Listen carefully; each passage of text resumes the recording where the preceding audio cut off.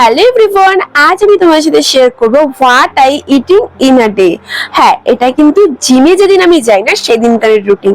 প্রথমে ঘুম থেকে উঠে এক গ্লাস ঠান্ডা জল খেয়ে নিই, তারপরে একটু ওয়েদারটা এনজয় করে নিয়ে তারপর একটু আখের রস কিনে খেয়ে নিই, কারণ আখের রস খেলে না শরীরটা অনেক ঠান্ডা থাকে।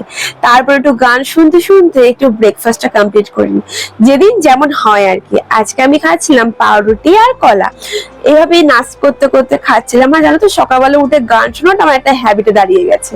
তারপরে মা করেছিল সমস্ত কিছু সেদ্ধ। হ্যাঁ, আমি সকালের টাইমটা সেদ্ধ দিয়ে ভাত খেতেই বেশি ভালোবাসি।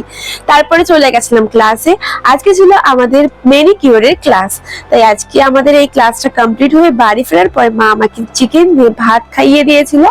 তারপরে একটা টানা ঘুম দিয়ে বিকালবেলা উঠে একটু মুসুম্বি লেবু খেয়ে নিয়েছিলাম, এটা প্রতিদিনের রুটিন আমার। তারপরে সন্ধ্যেবেলা বাবুর সাথে বেরিয়েছিলাম, খেয়েছিলাম চিকেন পকোড়া। আর যেহেতু আমি খিচুড়ি খেতে ভালোবাসি, বাবু আমাকে একটু খিচুড়ি নিয়ে এসে দিয়েছিল। রাতের বেলা ঘুগনি আর পরোটা খেয়ে আজকে ডিনারটা কমপ্লিট করলাম। এই হলো আমার সারাদিনের খাবার। এবার বুঝলে তো আমার শরীর পেটে গরু ঢোকে।